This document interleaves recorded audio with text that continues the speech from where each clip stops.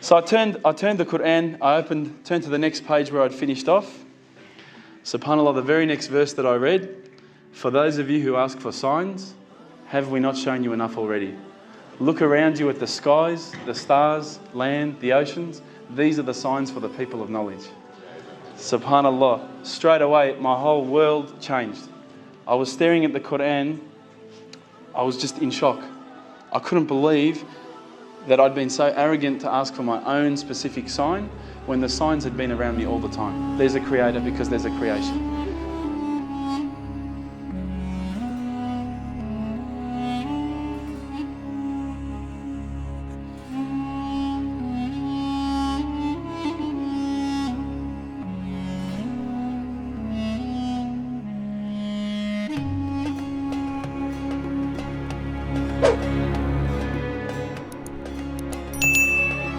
My dog died, which I was particularly upset about. I love that dog. And sadly, I had a friend pass away. He had cancer, and I watched him slowly die over the period of about 8 months. I think at that stage I started to think to myself, everyone kept on telling me that God loved me, and I kept on thinking, God killed my dog. He doesn't love me. I'm going to find out for myself what the real truth is. The truth for myself anyway, as an Aussie, first thing I'm going to think of is go to a church. Everybody was singing so much, I couldn't believe it. I didn't know any of the words that anyone was singing. I didn't know any of the notes to hit or whatever. I felt pretty stupid. Beautiful teachings in the Bible. But I didn't find what I was looking for. And I was working alongside a Hindu. And one of the things that I kept on asking him is, talk to me about all these gods. I don't understand. How come you have to have all these gods? I said, but seriously, bro. What's the deal with the guy with the elephant head? Come on, he's got a few arms, he's got an elephant head. Come on, what's going on there? You've got lions' heads, tigers' heads, eagles' heads. They're all so much better than the elephant's head. Why did he pick that one? And he didn't find it very funny. I also investigated Judaism. But again, after I kept on asking questions, I just didn't find what I was looking for. Then I looked into Buddhism. Now, I really liked Buddhism. I thought this was great. You get to relax. This is not so much a religion of God, but just a good way to live. It's a nice way to live. And I said, look, I've investigated all the religions and I can't find what I'm looking for. And he said to me, well, what have you investigated? And I said, oh, well, look, I've investigated Christianity. I've investigated this ism, this, that, all the isms.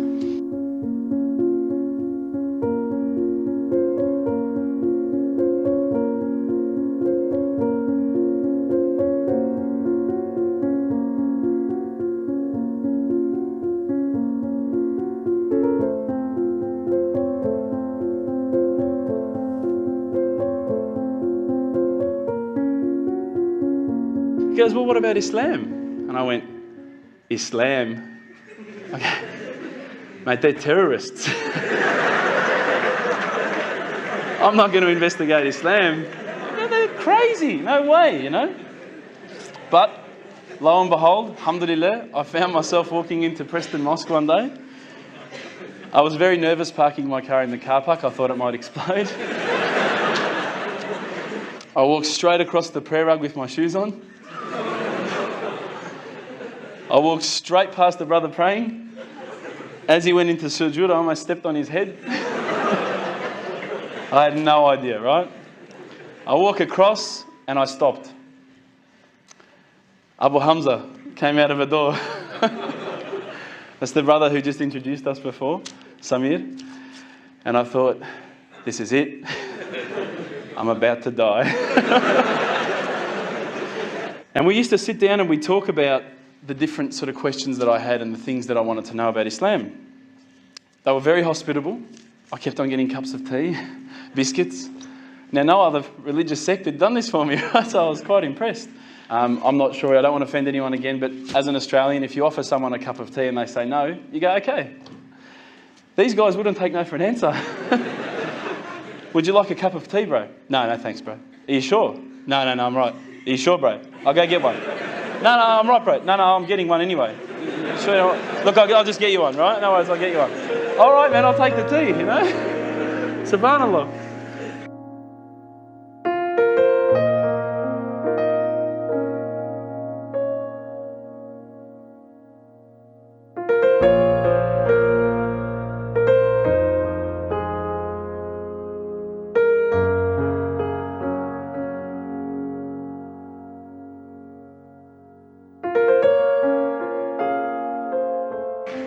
when I was sitting down with the brothers from the mosque, when I would say, listen, I don't understand this. What about this?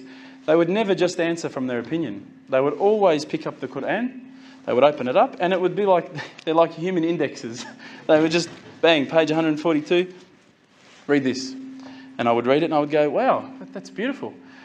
And I would say, look, where's all this part about killing people and blowing up cars? And I don't see that. Is it somewhere towards the back that I haven't read it yet? I can't find it. First impressions when I walked in were that these guys were terrorists. And I found nothing but the opposite. I found that they were the most hospitable, caring, nice people. I mean, these are guys that would say, do you need a lift home? Because they saw my car. Do you need a panel beater? Do you need a new motor? I remember speaking to them and they said, look, Islam is not just a religion for yourself, it's also a religion based on a whole social community. So alhamdulillah, I started realising that Islam is not just about each individual, it's also about a community. I also asked questions about the hijab and why couldn't I wear it?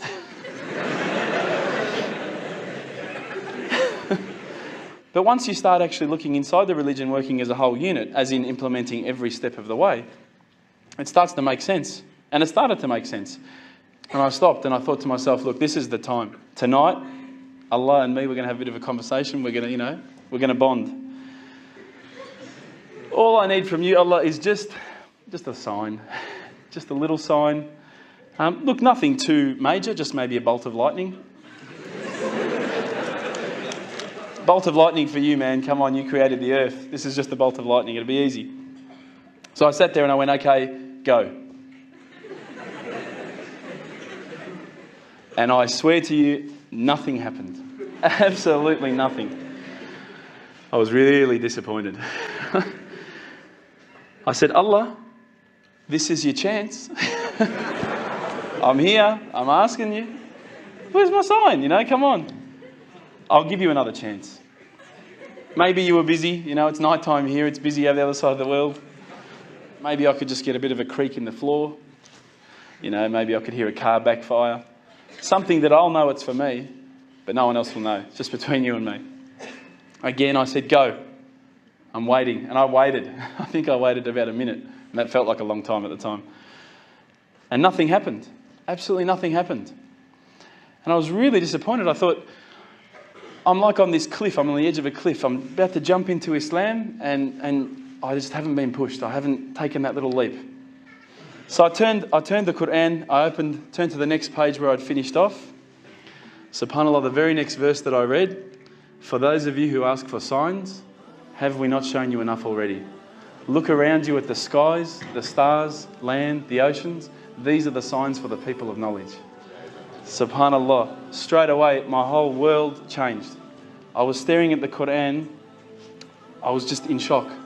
I couldn't believe that I'd been so arrogant to ask for my own specific sign when the signs had been around me all the time. There's a creator because there's a creation.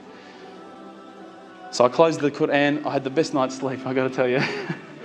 I went straight to the mosque the next day. Alhamdulillah, Abu Hamza was there again. I said, Abu Hamza, this is what's happened to me. He said, that's it, you become a Muslim today. There's no mucking around with Abu Hamza. He goes, don't worry about all that. Yallah.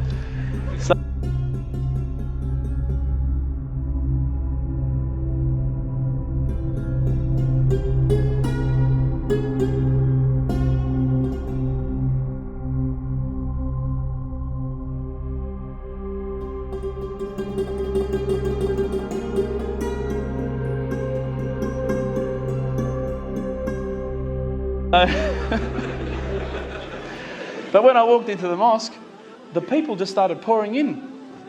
And I went, SubhanAllah, look at this religion. I've been to churches where there's, 20 people, 30 people, 50 people. There was about 1,000 people that night. And I thought, this is amazing. This religion is truly the religion of choice. And then I found out it was the first night of Ramadan. I said, no, you've got to make shahada, we need witnesses. You've got to say these words. I said, can't you just let me do it in English? I said, have you seen the guys out there, man? They've all got beards down here. They're massive. You get these words wrong, I'm a dead man again, He goes, no, you have to say them. And trust me, bro. Trust me. And I did. And alhamdulillah, I did. I stood up in front of all the brothers, and to be honest with you, I was looking across this sea of beards. I was mesmerised. I started to say the words, and all the fear went out of my body and out of my heart. Ashhadu an la ilaha illallah wa ashhadu an Muhammadan Rasulullah. And I felt like a shower had been turned on and my whole body had been flushed clean. And trust me, I needed to be flushed clean. I was standing up there. All the brothers started yelling out, Takbir, Allahu Akbar. I thought I'd done something wrong. And they started coming towards me and I thought, oh no. I'm pretty sure I said what he said. And they started hugging me and kissing me. Now, I had never been hugged and kissed by that many men in my life. But I felt the brotherhood. Straight away, I could see people had tears in their eyes. And subhanAllah, I had tears in my eyes. And I sat there with people and I spoke to people I didn't even know, I'd never met before in my life. And they were talking to me as though I'd known them for 30 years. And it was that day, that point in that moment that I realised I had more brothers, more sisters than I could ever have imagined. And good brothers and sisters, not bad ones, I'm talking good ones. SubhanAllah, I sat there maybe, I don't know, I can't remember how long, just talking to people. They were asking me questions. I went home with such a beautiful feeling because I knew at that stage that I had a clean slate. If you haven't felt the feeling that I'm talking about, I sincerely hope it happens to you at one stage in your life. I encourage you to investigate all the religions, and particularly Islam. I would say that one of my favourite verses, I'll end with this verse, is a particular verse that says, let there be no compulsion in religion, because the truth stands clear from error. Assalamu alaikum.